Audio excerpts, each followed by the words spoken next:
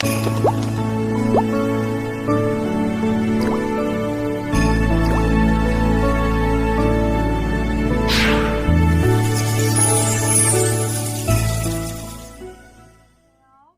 키링입니다. 저희 마스터 키링에 같이 공부하신 분 중에서 마스터 키링의 에이스를 이번에 좀 부탁을 드려가지고 저희가 또 전주 임장을 가잖아요.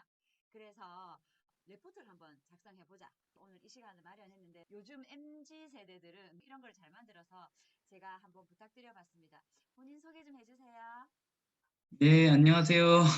마스터 키링에서 열심히 배우고 있는 박진이라고 합니다.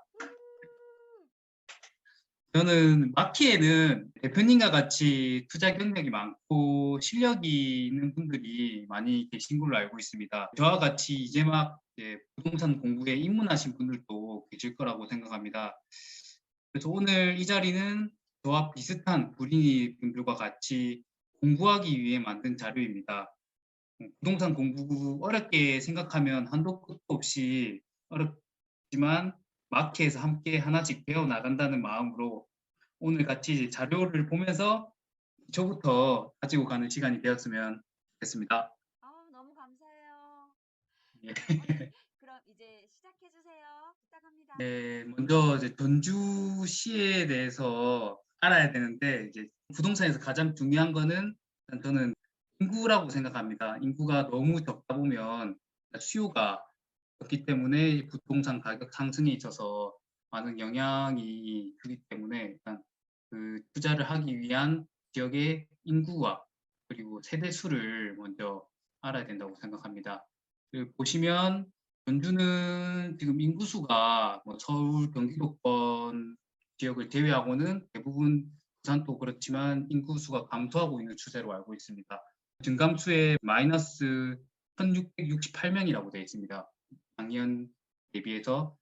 그런데 세대수는 다행히 9101세대로 세대수가 늘어나는 걸 볼 수 있습니다. 이렇게 세대수가 늘어난다는 뜻은 집에서 분가를 한다든지 결혼을 해서 이제 집에서 나와서 아니면 뭐 이혼을 하셔서 또 세대가 많아지면서 주택 수요가 늘어난다는 가능성이 있는 거기 때문에 인구 감소보다는 세대수 증감에 대해서 조금 중점적으로 보는 게 저는 개인적으로 중요하다고 생각합니다. 그리고 물량, 어떻게 보면 물량 앞에 장사 없다는 소리를 저도 뭐 공부하면서 많이 들었는데 지금 앞으로 전주 같은 경우에는 2023년, 4년, 5년 이렇게 3년 동안 앞으로 입주 물량이 거의 없다고 나와 있습니다. 그리고 여기 이쪽을 보시면 전입 전출, 전주와 입지를 같이 나누고 있는 주변 도시, 익산, 군산, 완주군 이렇게 전입 전출을 많이 이루고 있는데 이 익산이나 군산같이 한 30만 정도 되는 중소도시 영향을 많이 받을 수 있기 때문에 입주 물량을 이렇게 같이 보게 되면 22년 올해도 그렇고 23년, 24년, 25년 이렇게 세 개 지역을 다 합쳐도 평균적으로 필요한 물량보다 부족하다는 걸 알 수 있습니다. 이렇게 되면 투자자 입장에서는 공급이 많음으로써 역전세가 난다거나 가격이 떨어진다는 이런 좀 불안감이나 리스크를 먼저 해소가 어느 정도 된다고 생각하고 저는 이렇게 판단을 할 수 있을 것 같습니다. 주변 익산과 군산 입주량까지 같이 봐줘야 된다. 이렇게 체크를 미리 꼭 하셨으면 좋겠습니다. 뭐 전주뿐만 아니라 예를 들면 부산으로 치면 양산, 김해 이런 식으로 해서 주변 영향을 같이 주고받을 수 있는 도시의 입주량을 꼭 같이 보셨으면 좋겠습니다. 다음은 이 도시가 어떻게 흘러왔는가 흐름을 쭉 한번 보면 상승을 하면 얼마나 상승을 하고 하락을 하면 얼마나 하락을 하는지 장기적으로 한번 쭉 보게 되면 이 도시가 상승을 하면 몇 년간 상승을 하는지 이렇게 알 수가 있거든요. 보시면 2014년 한 7월 정도에 이번 상승기가 아니고 전에 상승기인데 보면 하늘색이 매매 가격 지수 그래프고 검은색이 전세 가격 지수 그래프입니다. 저는 개인적으로 전세가가 가장 중요하다고 생각을 하는데 리스크도 줄 수 있다고 생각을 하고 있습니다. 보시면 12년 4월 이런 식으로 해서 계속 매매와 전세 지수가 같이 동반을 하락을 하다가 매매 지수는 계속 하락을 하고 있고 전세 지수도 같이 하락하다가 그 시점을 보면 뭐 미세하지만 전세 지수 그래프가 먼저 조금 이제 상승을 하는 요 시점이 있습니다. 요 시점이 저는 포인트라고 생각을 하거든요. 이렇게 조금 올라가다 시간이 지나다 보면 전세 가격과 매매 가격 이 지수가 거의 또 같이 붙어가지고 같이 움직이게 되면 요 시점 같은 경우에는 매매 지수가 전세 지수보다 힘을 많이 못 받았습니다.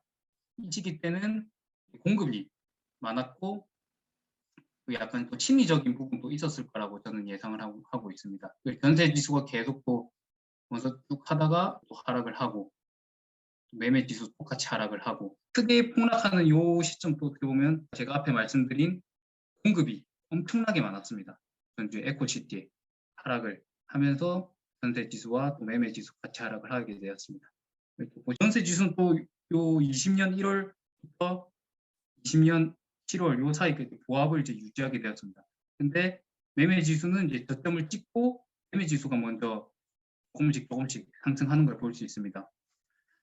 전세 지수가 먼저 올라야지 좋다고 생각을 했는데 전세 지수는 보합인데 매매 지수가 먼저 올랐습니다. 이때는 제가 앞에 공부를 해보니까 투자자들이 먼저 선진입을 해서 먼저 매매 지수가 먼저 오른 것을 알 수 있었습니다. 안정적으로 투자를 원하시는 분들은 전세 지수가 더 떨어지지 않겠다라고 판단을 하고 매매 지수는 조금씩 오르고 있다. 이 시점에서 투자를 해도 충분히 상승분을 먹을 수 있기 때문에 보수적으로 접근하시는 분들은 전세 가격이 2, 3개월 보합이라든지 상승하는 걸 좀 보고 들어가도 늦지 않다. 하락을 다지고 보고 들어가도 늦지 않다고 저는 생각을 하고 있습니다.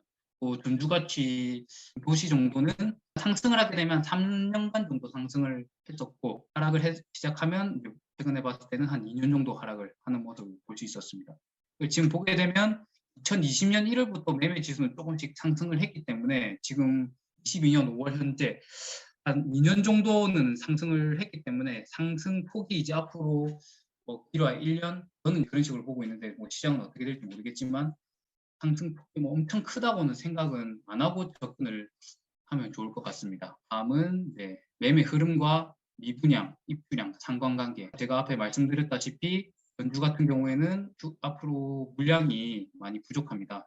매매 흐름과 입주량, 미분양 같이 그래프를 동시에 이렇게 같은 시기를 보게 되면 이때 왜 올랐고 이때 왜 내렸는지 한눈에 보기 편하더라고요. 16년도에 보면 전세 지수가 매매 지수보다 앞에서 봤을 때는 전세 지수가 올라가는 걸 볼 수 있었습니다. 이 자료를 보았을 때 보면 16년도에 덕진구의 입주량이 평소 필요한 입학 공급량보다 훨씬 많은 것을 볼 수 있습니다. 이렇기 때문에 자연스럽게 미분양이 증가를 했고 소화를 다 하지 못했기 때문에 그러므로 매매 흐름이 상승을 할 수 없었고 다행히 하락보다는 보합을 유지하는 정도였습니다. 그리고 2018년 폭락 이 시점을 보면 에코시티 2018년부터 물량이 폭탄 들어오면서 미분양도 들면서 가격은 하락할 수밖에 없는 그런 상황이었습니다. 이제 20년 1월 이때부터 물량이 줄어들고 가장 중요한 미분양이 급속도로 쭉 줄어들면서 여기 보시면 막대 그래프 조그맣게 보이시죠?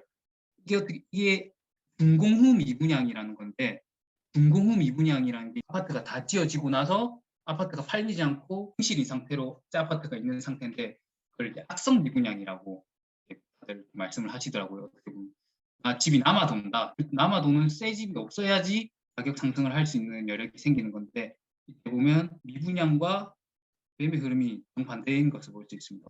입주량이 많아도 만약에 시장 분위기가 좋으면 이게 다 소화가 되지만 만약에 입주 물량이 적어도 미분양이 증가한다면 하락할 수밖에 없다고 생각합니다. 미분양이 제일 중요하다고 저는 생각합니다. 미분양이 줄면서 가격은 쭉쭉 올라가죠. 지금 현재 보시면 미분양이 제로인 덕진구에는 없는 상태입니다. 어떻게 보면 미분양 리스크는 전혀 없고 그리고 앞으로 입주 물량도 그렇기 때문에 가격은 많이는 안 들어온다고 생각하고 들어가더라도 일찍 않겠다 이런 생각으로 접근을 할 수 있을 것 같습니다. 네, 부가지님, 야, 불인이 맞나요? 야, 예, 맞습니다. 네, 이렇게 설명을 잘 해주시면 다음번에 어떻게 하려고 그러세요? 근데 좀 궁금한 게 있는데, 이걸 어떻게 이렇게 해석을 하실 수 있는 능력을 가지셨죠? 공부를 어떻게 그 하셨나요? 작년부터 공부를 시작했는데 네. 책도 많이 읽었고 그리고 오, 다른 온라인 이제 강의를 들으면서 이렇게 한다라고 기초는 조금 배웠었는데 음, 배운 거에 그치지 않고 계속 제가 해보는 게 중요한 것 같더라고요. 음, 제가 계속 이렇게 데이터들을 취합해서 네. 모으고 이런 흐름을 가져왔구나라는 걸 제 눈으로 내 손으로 직접 해보면서 습득하는 게 유튜브나 그냥 강의해 주시는 눈으로 보는 게 아니라 내 스스로 이 지역을 제대로 한번 공부해 보겠다라는 마음으로 하나씩 하나씩 자료를 다 수집하다 보니까 이렇게 공부가 되는 것 같습니다. 너무, 너무 멋지신, 요즘 MZ 세대들 정말 똑똑하다는 게 부가지님이 증명하신 것 같아요. 오늘 1교시는 이렇게 하고 다음 교시로 넘어갈게요. 감사합니다.